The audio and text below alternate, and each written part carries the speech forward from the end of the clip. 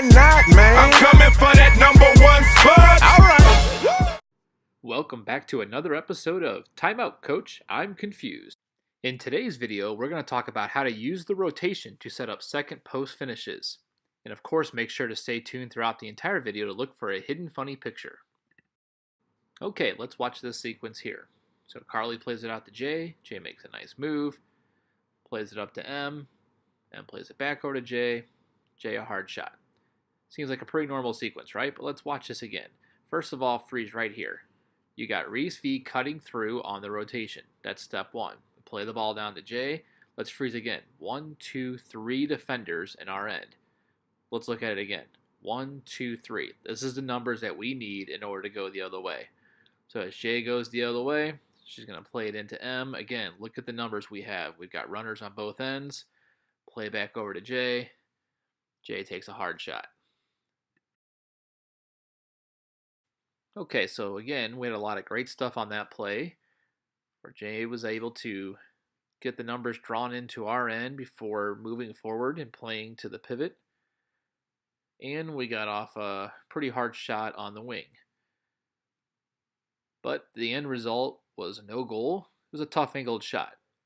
So if we do all those great things, but then add in a second post finish, we're going to have an even better result. So let's watch this again. Jay takes it up, plays it to the pivot. Pivot plays it back out to the wing. And this time, instead of shooting, they draw the goalie out. And then Reese is on the back post for a finish. Again, let's go ahead and watch it and see if you can see Reese sneaking down the far end where we would have an easy goal if we would have found her. Again, this is not easy, and we're learning, but a much higher percentage shot to find Reese on the back post here. And there you go.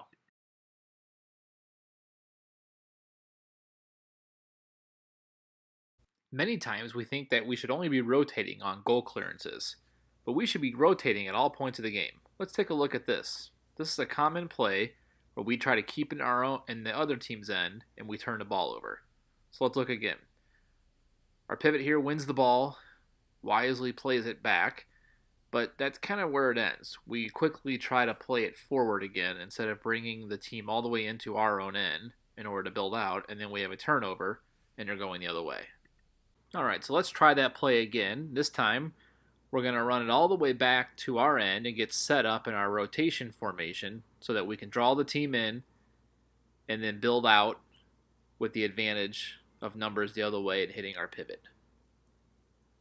We'll let it run through, then we'll slow it down. All right, let's slow that down and look at it again. So we win the ball, we're going to play it back. We're going to play it all the way back to our end to make the court big and get set up in our formation so that we can use the rotation to beat the attackers who are going to press. Here comes the other team right on cue to press. We play it over out of trouble. They come back. This time we're going to cut through. And as we cut through, we're going to drop down. And then we're going to hit a one-timer up to our pivot who's coming back for the ball. Checking in, then we're off to the running. Second post finish. Let's take a look at one more example. This is an inbounds play. Same concept though. We can bring it all the way back, start our rotation. This time we can hit the rotator up to the pivot.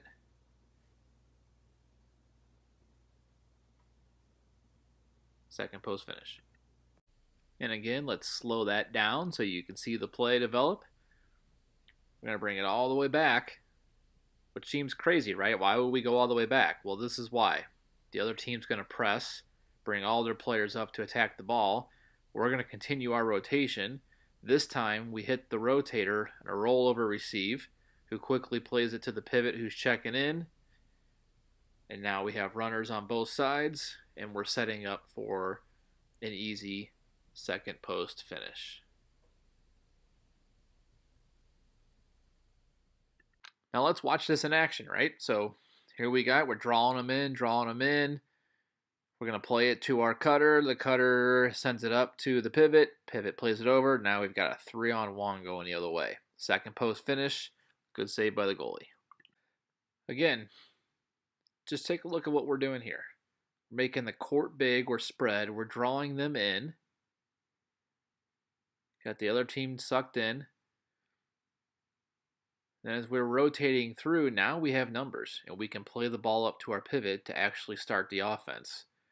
Kylie makes the run, plays a nice ball over to Jay, making the run. There you go.